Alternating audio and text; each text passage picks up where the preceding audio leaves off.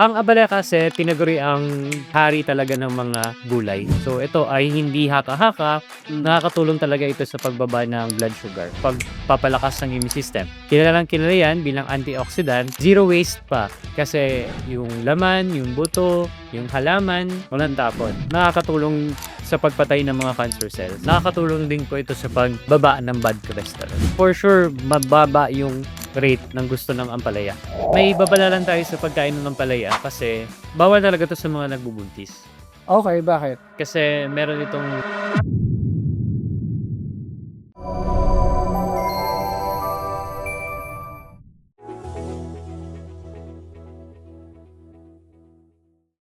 Good day mga kababayan! Welcome sa isang bagong episode ng Medico.ph. At ngayon, pag-uusapan natin ang isang gulay na sabi nila super halaga pero personally hindi ko pa rin siya tanggap hanggang ngayon. Yan ang ampalaya.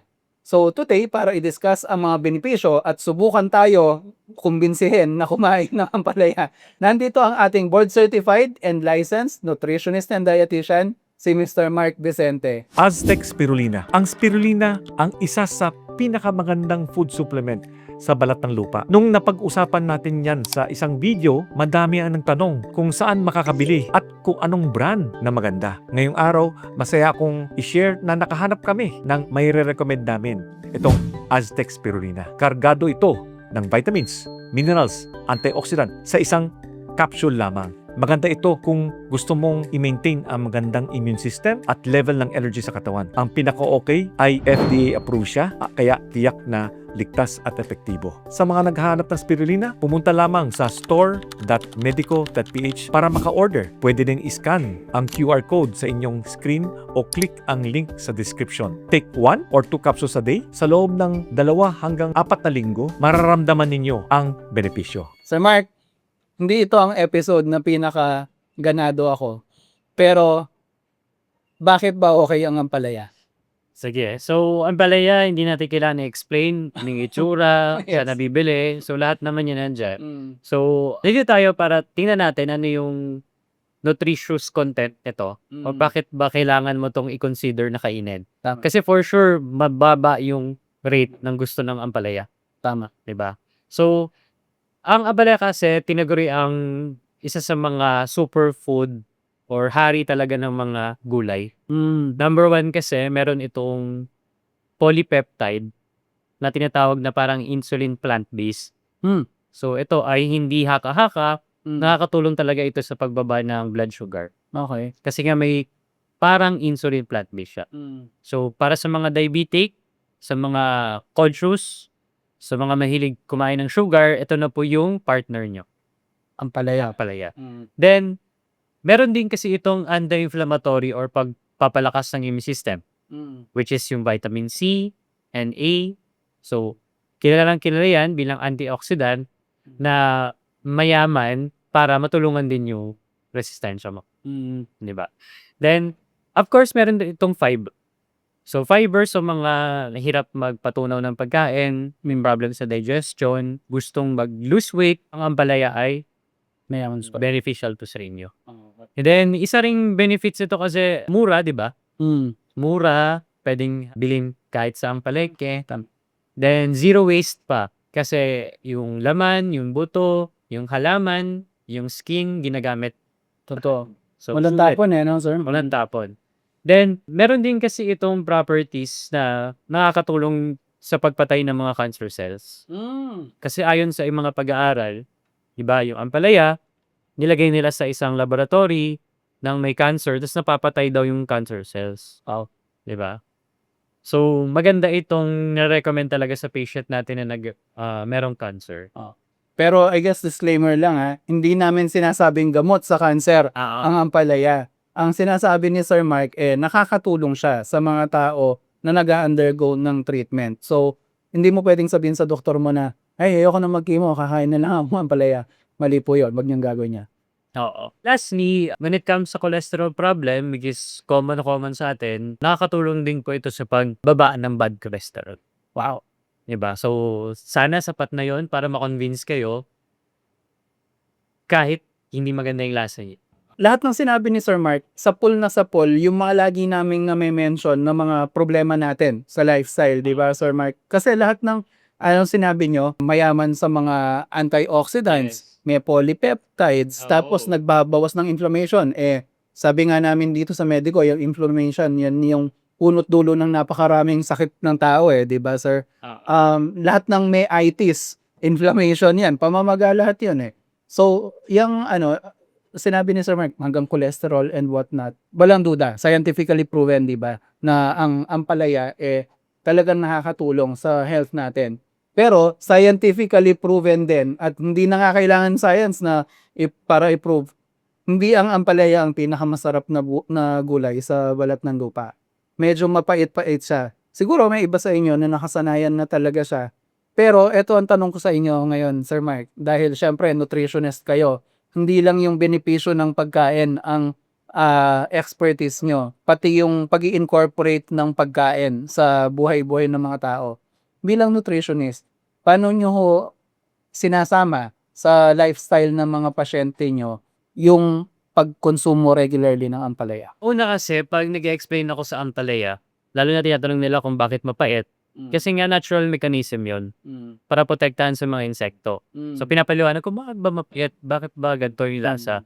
Then, sinasabi ko na pag kinain natin sa ating lalamunan, nagkakaroon ng pag-activate ng receptors ng bitterness. So, binagana niya. So, next nun, pinapa-incorporate ko paano ihain or ilutuin. Kasi, nababawasan naman yung pait niya, di ba? Yes. So, una, ang gagawin niyo po is pwedeng ilagyan ng asin.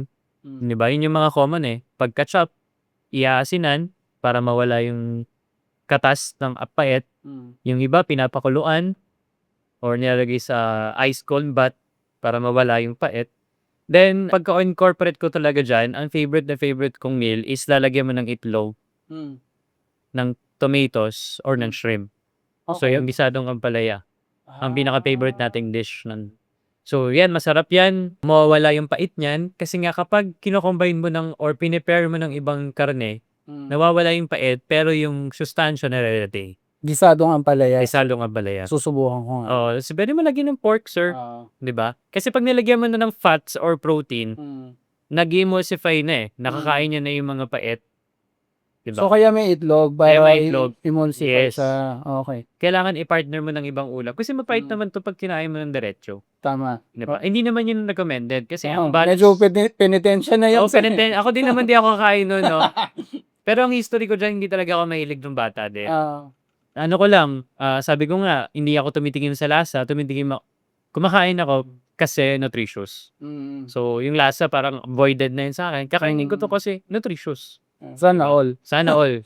Na-practice ko lang yun, no?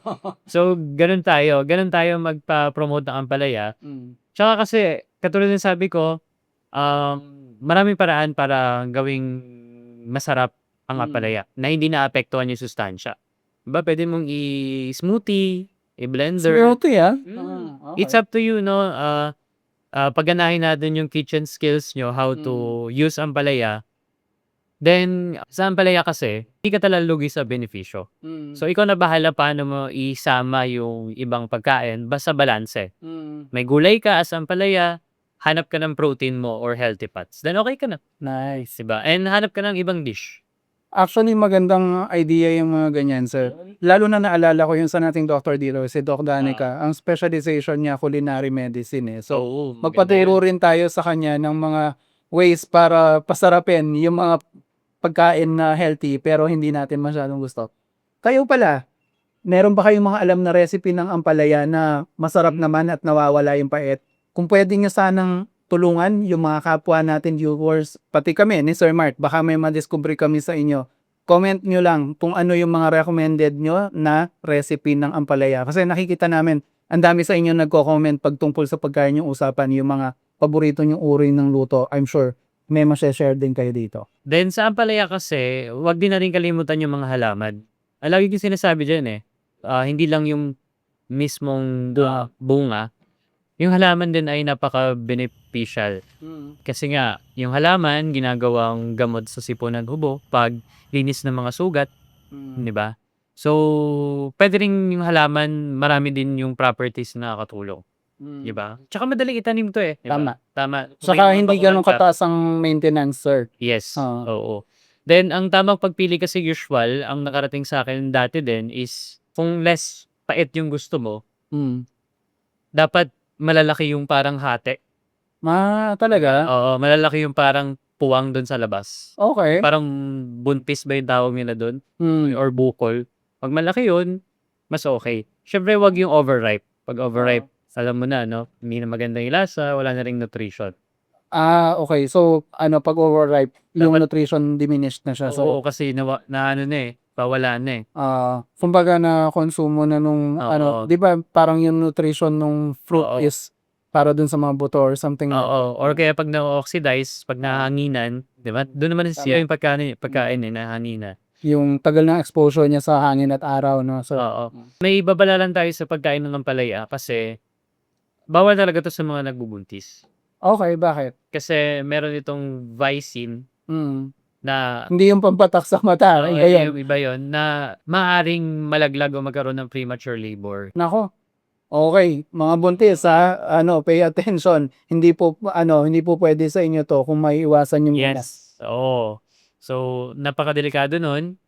And sa mga bata kasi hindi din natin 'to, ni-recommend na madami, pero puwede naman. Huwag kayong mag-alala, ayaw ng mga bata Oo, tingnan.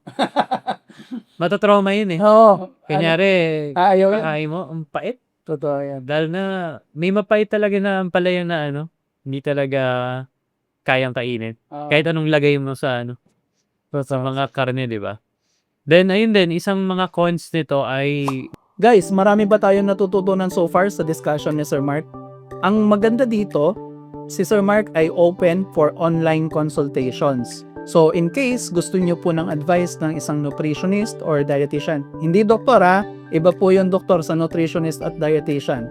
Pwede niyo pong kontakin si Sir Mark for consultations. Sir Mark, paano kayo marireach? pwede niyo po akong i-text or tawagan sa aking number via WhatsApp, Viber sa 099-555-1298. Or kung gusto niyo po ng email, meron din po ako, vicentemark.18@gmail.com.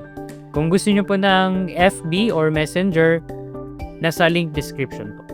Okay, kung gusto niyo po ng mga personalized na meal plans or general advice about sa health and well-being, lalo na pag may kinalaman sa nutrition, kontakin niyo lang po sa Sir Mark. Maaaring bumaba masyado yung sugar niyo kapag diabetic ka. So, lagi natin sinasabi, 'di ba, may precaution tayo diyan. For example, diabetic ako, uminom na ako ng mga maintenance ko, napababa ko na, tas nagtadtad ka pa ng ampalaya kasi sinabi namin pampababa ng sugar, baka naman lalong bumaba yung sugar mo, which So, is masama din. kung at risk ka na nagha-hypoglycemia Yes, or oo. bumabagsak yung blood sugar, wag muna. And at most, itanong niyo muna sa inyong physician or nephrologist bago niyo gawing part regularly ng diet niyo ito. Oo. Tsaka may mga cases din kasi na kapag acidic ka, tas kumain ka ng ampalaya na madami, yun, nagkakaroon ng pagka-acid pa. Talaga? Oo. So, yan yung mga anticipated negatives naman sa ampalaya. So, hindi dahil hindi siya maasim, mapait siya, hindi naman ibig sabihin nun wala siyang acid. Meron pala, sir. Yes. Oo. Sir, ito, laging tinatanong ng mga viewers natin, gaano kadalas o gaano kadami ako dapat kumain ng ampalaya? Meron ba kayong recommendation? In 100 grams kasi, kung kaya mong kumain ng ganun, makukuha mo na yung daily requirement mo sa vitamin C, may sapat ka ng fiber, may sapat ka ng vitamin A din, mas okay. 100 grams. So, pero kung hindi naman, mga 50 grams or half cup, okay na yun. Okay na yun. Saka Oo. pwede mo naman kunin yung nutrients at fiber sa ibang gulay, di ba? Yes. sir? Kasi 'di ba ang ampalaya, hinahalo din naman sa pinakbet. Tama. May squash doon, may talong. Sisaw. So, hindi natin kailangan yung pressure na kainin yung ampalaya as buo. Ang point natin is i-consider na ihain sa family. And especially sa panahon ngayon na napakaraming lifestyle diseases, which is kino-combat talaga natin. Maganda na ipasa to sa mga next generation na gawing common, Actually. no? Na waging hadlang yung pait. Kasi Wag- sabi nga wag- nila, kahit mapait sa una, masustansya pa din sa huli. Saka wag gawing katatakutan. Yes. Kasi ewan ko, nung time ko, yung pag ampalaya yung sinerve, parang para kang pinaparusahan eh. So, siguro may ways para kung may mga anak pa kayong medyo maliliit na Truan. bigyan sila ng mindset na hindi, normal na part to ng natin, ng rotation ng pagkain, and walang masamang lasa yan, lalo na kung prepare ng mami-minimize yung pait, di ba? So, and at the end of the day, health naman yung, sabi mo nga, yung lasa secondary na sa'yo, yung nutrition, o yung laman, yun talaga yung pinakamahalaga, di ba? So, Tsaka natutuwa talaga ako pag may pasyente na nagsasabi, kumakain sila ng ampalaya. talaga. Malaking tulong talaga. Malaking tulong talaga. Kasi kahit sa mga kaibigan ko, kakilala ko, hindi naman sila mahilig masyado eh. Ako, kahit yung pait, ko na yun, parang na-immune na ako dun. Wala na, mental conditioning ka na. wala na ako dun. Okay. Diba? Masarap naman talaga sa akin ang ampalaya. For sure, ulam ko yun every 2 weeks eh. Kasi iba, nasimiltan din ako. Okay. Yun. At least ngayon, mas may incentive na tayong kumain ng ampalaya kahit hindi tayo mahilig dito. Sabi nga ni Sir, hindi man lasa yung habol mo, yung nutrition, sa alang-alang doon, subukan mo nang ihalo kahit pa konti-konti, baby steps. Ako, personally, ang takeaway ko dito, susubukan ko yung ginisang ampalaya na yon, na yung may gisado, Yes. yung may Itlog, shrimp, karne. tomatoes, Oo, karne. karne. Yun, subukan natin lahat yan. Anyway, yun lamang po. Kung may ma-share kayo sa experience nyo, lalo na yung mga kumakain ng ampalaya regularly. Alam ko, marami rin sa inyo, solid na solid yung health practices. Sound off lang kayo sa comments para matulungan nyo kami and yung mga other viewers natin. Anyway, this has been Glenn, the Managing Director of Medico.ph, along with my partner in health, si Mr. Mark Vicente, ang ating board-certified and licensed nutritionist and dietitian, nagsasabing stay happy, stay healthy, and see you sa next videos. Bye-bye! Kumain ng ampalaya!